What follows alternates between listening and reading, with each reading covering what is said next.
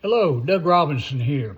As you sit here and watch and listen to my voice today, we're in the fourth quarter of the year, and there's a couple of things that salespeople typically do when they get to the fourth quarter. One, obviously, is they scramble around and try to do all they can do to tie up the loose ends and to get their sales budgets made and to create as much bonus opportunity as they can as the year begins to end.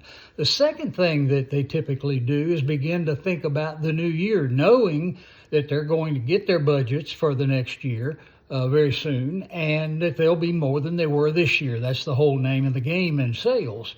And so what I want to do is I want to create for you a little series of some short lessons of some ideas and some things that will help you to not only attain your next year's budget as it rolls around, but also to maximize every opportunity that you have in doing so that you make all the money that you can get in terms of commissions and bonuses as they come to you.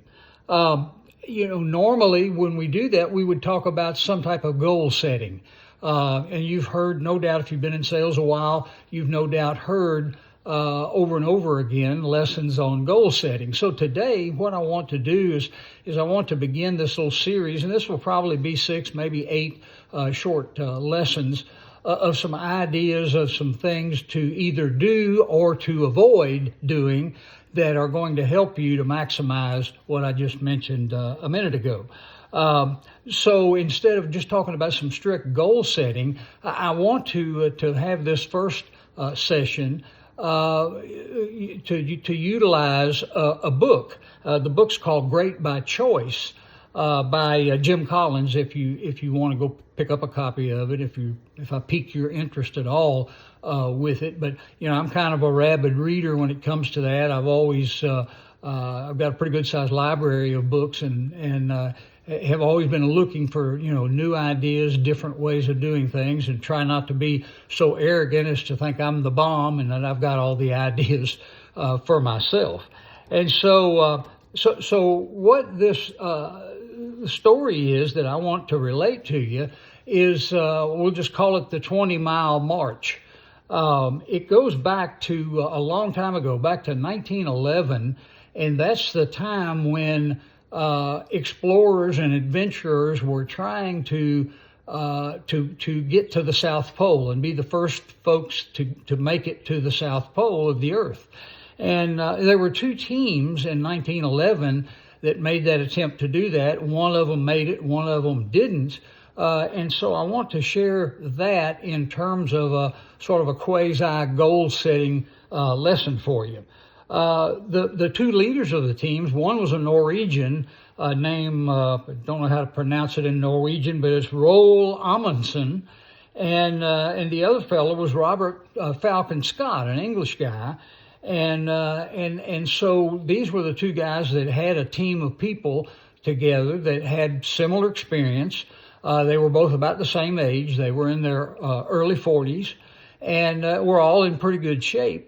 But they started from 2 different points headed to the South Pole, but the same distance was involved. It was a 1,400-mile trip they would have to make, and of course that was on foot. And of course also back at those times you didn't have any technology, and therefore you didn't have any way to communicate that if you got in a jam or if you got in trouble, if you needed supplies, there was no way to call or radio or get base camp to send anybody out to help you with that situation. And so it's a pretty unforgiving environment when it comes to the South Pole. It's not uncommon at all for the temperature to be on a good day to be minus 20, and then when you compound that with the relentless gale force winds that go on there, it just makes that job very, very difficult. So what was the difference between these 2 folks? Well, I'll go ahead and give you a peek under the tent and tell you that it was the Norwegian, Amundsen's group were the ones that survived and made it to the South Pole and back, and Scott's group didn't. They all perished and never made it back. And so let's look at the difference between the two. The difference was just the type of leadership that they had. As you get to know me, you'll find I'll mention from time to time that leadership's everything. And it really is. I mean, you can look at a football team or a soccer squad or a business, a company, and basically the speed of the leader determines the rate of the pack. And so what happened in this situation was that Amundsen set up an objective, a goal that he would, regardless of whether it was a good weather day or a bad weather day, that they would his team would go 20 miles a day. And if they happened to get 20 miles a day in and still had some daylight left, they would go ahead and stop and make camp.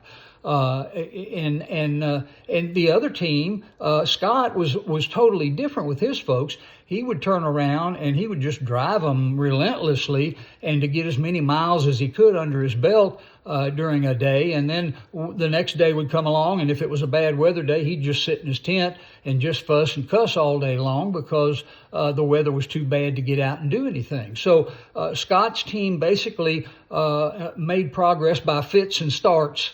And Amundsen's team went 20 miles a day, and it didn't matter whether that was an easy move or whether it was difficult for him. He even had some of his own folks that would try to get him to go farther. Hey, boss, we've had a good day today. We've still got some daylight. Let's go see if we can get 5 more miles. And he said, no, we're not going to do that. Our plan is 20 miles a day. We're going to stop, and you're going to need your rest. Tomorrow's going to be another day, and don't worry about it. I've got a plan, and this is what we're going to do.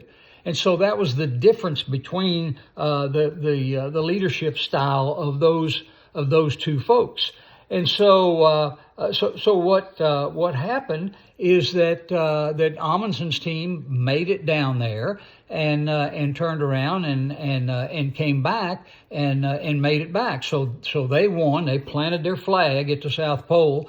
And on the other hand, Scott's group were half dead by the time they got there. They did make it to the South Pole, but they were 34 days behind Amundsen's team.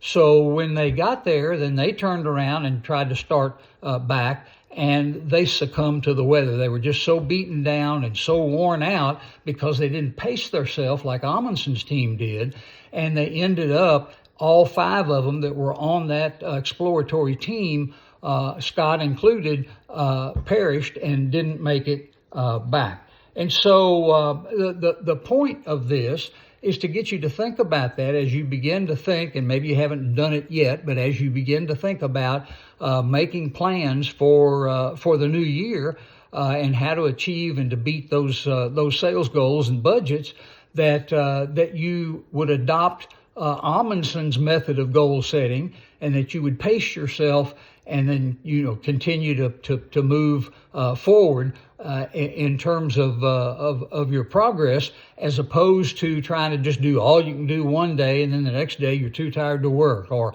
you know how it is when you're in sales.